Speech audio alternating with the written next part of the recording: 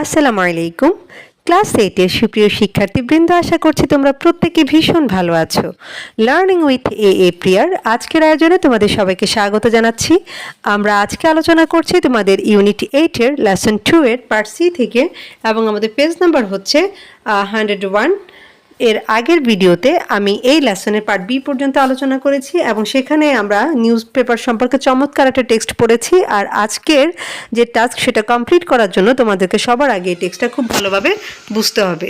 তো যারা এখনও টেক্সটটা পড়োনি তারা চাইলে আমার প্লেলিস্টে গিয়ে পড়ে নিতে পারো, এবং তোমাদের সুবিধার্থে প্লেলিস্টের লিঙ্কটা আমি কমেন্ট বক্সে দিয়ে রেখেছি।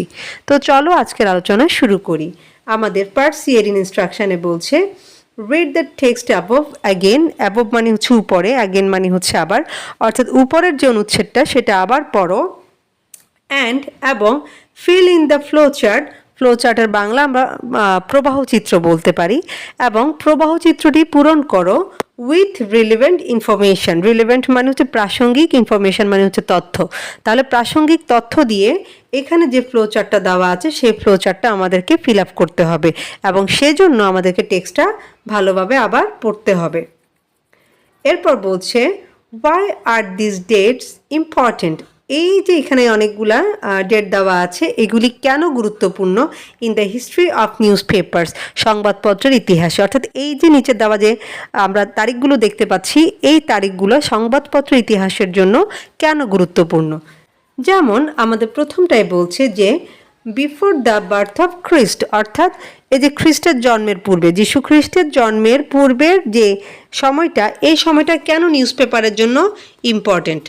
আমরা যদি আমাদের টেক্সটের এই অংশটা খেয়াল করি, দেখো, দ্য ফার্স্ট নিউজ পেপার একটা Diurna was published in ancient Rome in 59 BC, অর্থাৎ এই যে খ্রিস্টপূর্ব 59 সালে প্রাচীন রোমে একটা ডায়ানা নামে প্রথম সংবাদপত্র প্রকাশিত হয়েছিল। তো তাহলে দেখো, প্রথম সংবাদপত্র প্রকাশিত হয়েছিল যীশু খ্রিস্টের জন্মের আগে, এবং সেই জন্য আমাদের ফ্লো চার্টের এই তারিখটা আমাদের জন্য গুরুত্বপূর্ণ। এর পরেরটাই বলেছিল হচ্ছে এই যে 16th সেঞ্চুরি, অর্থাৎ 16শ শতাব্দী কেন গুরুত্বপূর্ণ। তো সেটার জন্য আমরা আবার আমাদের টেক্সটে চলে যাব, এবং এখানে দেখো আমাদের 16শ শতাব্দীতে প্রথম প্রিন্টেড নিউজ পেপার বের হয়েছিল, এবং বলছে দেখো, at the beginning of the 16th century, অর্থাৎ 16শ শতকের শুরুর দিকে printed news books were published in England. ইংল্যান্ডের কি হয়েছিল, প্রথম মুদ্রিত যে নিউজ বুকস সেটার নাম ছিল, সেই পত্রিকাটার নাম ছিল, সেটা প্রকাশিত হয়েছিল। হ্যাঁ, যদিও এটা মানে পুরোপুরি পত্রিকা না, তারপরও এই যে দেখো 16শ শতকের একটা স্পেশাল জিনিস, একটা মুদ্রিত জিনিস পেয়েছিল, তো সেজন্য এটা ইম্পর্টেন্ট। এরপরে যেটা বলেছে যে 17th সেঞ্চুরি, তাই না? তো 17th সেঞ্চুরিতে কি হয়েছে দেখো, 17th সেঞ্চুরিতে হচ্ছে এই যে রেগুলারলি সংবাদপত্র প্রকাশিত হতো জার্মানি, ইতালি এবং নেদারল্যান্ড থেকে, এবং এই লাইনটা আমরা পেয়েছিলাম হচ্ছে এইখানে। ওকে, the 17th century also marks the regular publication of newspapers in Germany, Italy and Netherlands, অর্থাৎ এই যে সপ্তদশ শতাব্দীতে জার্মানি, ইতালি এবং নেদারল্যান্ডসের মতো দেশগুলোতে সংবাদপত্র নিয়মিতভাবে প্রকাশিত হতো। এবং আমাদের পরের যে অংশটা সেখানে চেয়েছে হচ্ছে 18th সেঞ্চুরিটা। তো 18th সেঞ্চুরি কেন গুরুত্বপূর্ণ, 18th সেঞ্চুরি হচ্ছে দেখো আমাদের বলা হচ্ছে যে প্রথম, এই যে দেখো এই লাইনটা, the newspapers that are delivered to your house each day started its journey from the 18th century.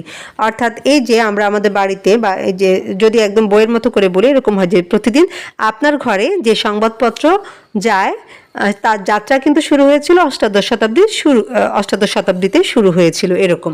এবং পরে আরও একটা জিনিস বললো যে the Pennsylvania Packet and the Daily Advertiser were the first daily newspaper from the US which came out in 1784, অর্থাৎ এই যে 1784 সাল, বা যেটাকে আমরা 18th সেঞ্চুরি বলছি, তখন হচ্ছে দ্য পেনিসিলভেনিয়া প্যাকেট এবং দ্য ডেইলি অ্যাডভার্টাইজ নামে যুক্তরাষ্ট্রের প্রথম দৈনিক সংবাদপত্র প্রকাশিত হয়েছিল। তো আমরা এখানে যদি আমরা প্রথম অংশটাকে লিখি তাহলেও কিন্তু আমাদের আনসার হয়ে যায়। কেমন, এই যে প্রথম অংশটা, তো যুক্তরাষ্ট্রটা আমাদের না লিখলেও কিন্তু চলবে। এবং সর্বশেষ আমাদের কাছে জানতে চেয়েছে হচ্ছে 19th সেঞ্চুরি সম্পর্কে, এবং আমরা দেখেছি যে 19th সেঞ্চুরিতে কি হয়েছিল, প্রথম যে সমাচার দর্পণ নামের যে বাংলা সাপ্তাহিক পত্রিকা ছিল সেটা প্রকাশিত হয়েছিল, অ্যান্ড এটা আমরা পেয়েছিলাম হচ্ছে এই লাইনে যে in this process the first Bangla weekly newspaper the Samachar Darpan came out in 1818। হ্যাঁ, যে 1818 সালে। তো 1818 সাল মানে হচ্ছে এটা ঊনবিংশ শতাব্দীতেই পড়েছে। এবং এই সময় কি হয়েছিল, প্রথম বাংলা যে সাপ্তাহিক পত্রিকা যেটার নাম ছিল সমাচার দর্পণ সেটা প্রকাশিত হয়েছিল।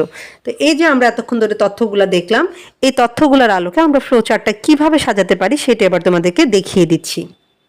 তোমাদের সুবিধার্থে ফ্লোচার্টটা আমি এখানে এইভাবে লিখলাম, একটু দেখে নাও। প্রথম যেটা ছিল আমাদের before the birth of Christ, সেটার জন্য আমি ওই লাইনটাই লিখেছি যে একটা Diurna the first newspaper was published in ancient Rome in 59 BC। অর্থাৎ যে জিনিসগুলো আমি আমার টেক্সটে পেয়েছি সেগুলোই আমি এখানে লেখার চেষ্টা করেছি। তারপর দেখো 16th সেঞ্চুরির জন্য লিখেছি কি printed news books were published in England. 17th সেঞ্চুরিসের জন্য লিখেছি regular newspapers began to be published in Germany, Italy and the Netherlands. এবং 18th সেঞ্চুরির জন্য লিখেছি যে daily newspaper started the Pennsylvania Packet and the Daily Advertiser became the first daily newspapers in the USA। আবার এখানে সালটাও দিয়ে দিয়েছি, তোমরা চাইলে পরবর্তী যে অংশ অর্থাৎ এই যে ইউএসের যে ব্যাপারটা সেটা চাইলে কিন্তু স্কিপ করতে পারো, শুধুমাত্র প্রথম যে অংশটুকু সেটা লিখলেও চলবে। এবং সর্বশেষ যেটা ছিল হচ্ছে 19th সেঞ্চুরি, সেটার জন্য লিখেছি সমাচার দর্পণ the first Bangla weekly newspaper was published in 1888। তো আশা করছি আজকের আলোচনা তোমাদের ভালো লেগেছে বা তোমরা বুঝতে পেরেছো। তারপরও এই সম্পর্কিত যদি তোমাদের কোনো কোয়েশ্চেন থেকে থাকে সেটা আমাকে জানাতে পারো।